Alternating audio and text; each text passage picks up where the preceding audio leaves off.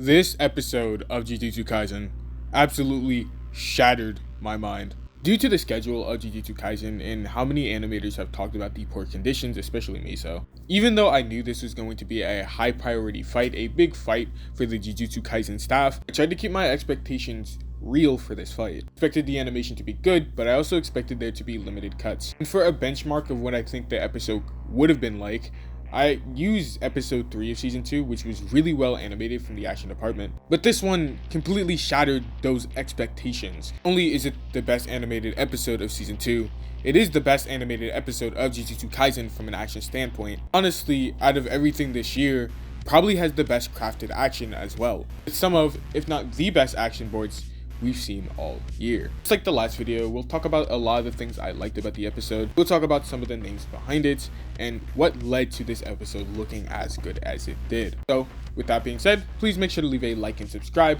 and let's get into it. For starters, we have to talk about the two main players of this episode. So two of the main reasons why this episode looked as good as it did. Those two main players are Takumi Sono Kirara and Kazuto Orai. Now there's a reason why these two animators in specific are as important as they are. Both of the animators are part of the Hakugo squad. They've pretty much been tightly linked to this group of animators. These group of animators are a group of young animators that have some of the most ambitious episodes of all time. With inclusions of the Biggest Fate Apocrypha episode, episode 22, inclusions in Mob Psycho season 2, episode 5, and Mob Psycho season 2, 11, which has some of the best, if not the best, action boards of all time. Kazuto Orai has his own section in the Fate Camelot movie, which is ridiculous, as well as Takumi Sono Kirara has his own section in the movie as well. And finally, Hakugo members also participated on Heavenly Delusion this year, which Kazuto Orai has some pretty good parts in there as well. So these two and the people they commonly work with are some of the most ambitious animators ever. They're a really good group of tightly linked friends,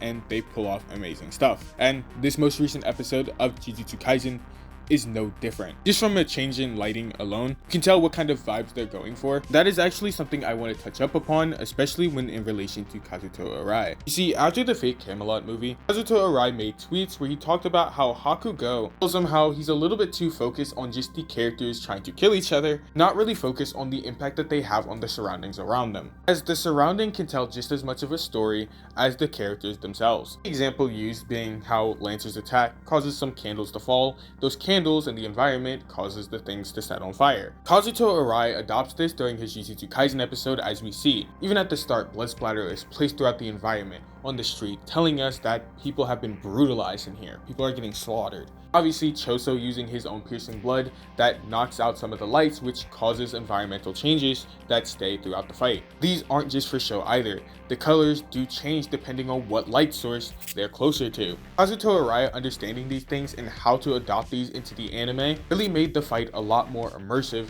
and impactful. What also really helps is the really unique storyboards that create some incredible shot compositions and perspectives throughout the fight. Obviously, people like the really immersive first-person perspectives of this piercing blood attack. These perspectives that make you feel like you're dodging Choso's piercing blood. I also want to talk about how incredibly dynamic these scenes are thanks to the 3D backgrounds they're using. It was present throughout the entire episode, but I definitely want to bring it up during the second half of the episode when we get to that point. The coordination between the CGI team and the 2D animators was just absolutely immaculate, which is even crazier considering how little time they had for this series. I also want to make note that Kazuto Orai is absolutely a monster when it comes to handling effects animation. Naturally, especially when we're handling a character like Choso, a lot of the animation would be very effects heavy. Even having the effects man himself, Satoshi Sakai, participating. But as somebody who loves Canada style animation, my favorite scene from the first half is obviously this part. The snappy timing and the blood effects are amazing, and even the Canada style flair was credited under somebody, but under Sakugaboro the name was removed, so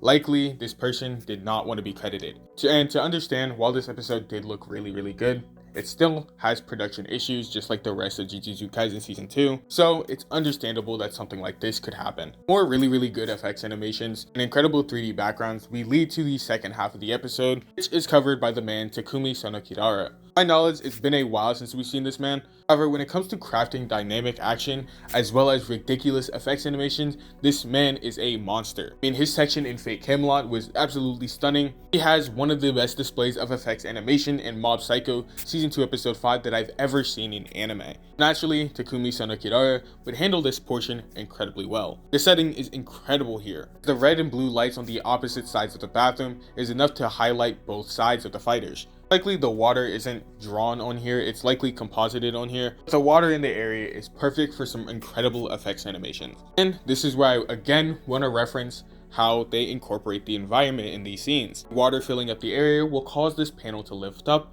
which Yuji will knock away. Don't forget that panel. We get some incredibly well storyboarded action, as even with perspective changes, we can still follow the flow of every single strike. This is probably my favorite Kosuke Kato cut in the entire show. The incredibly snappy choreography, the incredible smears, and then we get that ridiculously well-timed kick to Choso's face. Kosuke Kato's timing is incredibly satisfying. Sono Kudara actually animates this next portion, and it's some of the best crafted choreography we've seen him pull off. And as Yuji gets knocked away from that feint, remember that panel I talked about? The one that Yuji threw at Choso? Yeah, he finds it again. This is my favorite cut in the entire episode from Fei Hung. Not only is the timing incredibly energetic, the sheer volume and quantity of effects animations is absurd. From the water and all the debris from them tearing the bathroom to shreds. Again, incredible 2D, 3D coordination as Yuji whips around the 3D bathroom. Again, the fact that they're pulling off this level of coordination between the CGI team really speaks volumes. Another thing, again, paying attention to the environment. Yuji, locking his legs around Choso,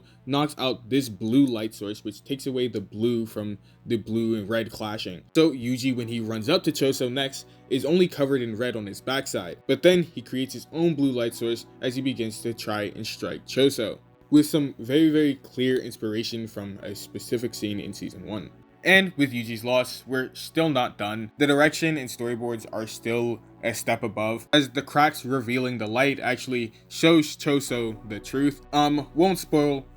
Please don't spoil in the comments, as well as that little film they do for backstories or alternate stories or TV is incredible, as well as the fact that during Choso's brilliant character acting, every single step he takes changes the aspect ratio. Like, you don't really see that level of creativity. And even the transition from Choso's little inner world to reality as he cracks it, showing how his reality is pretty much breaking apart. Again, incredible direction, incredible visual storytelling. But that pretty much wraps us up with our episode. I know there's a post-credit scene, but there's not really much to talk about more. Overall, this is the best looking episode and best animated episode of Jujutsu Kaisen, with the best action boards we've seen in the show. I know people would want to argue episode 19 or even episode 17 from season 1, but I definitely disagree. And even as ridiculously good as this episode was, it could have been even better had this show had a good schedule. And really only came because the just inhumane level of power that these animators have in getting this episode out on time. They were working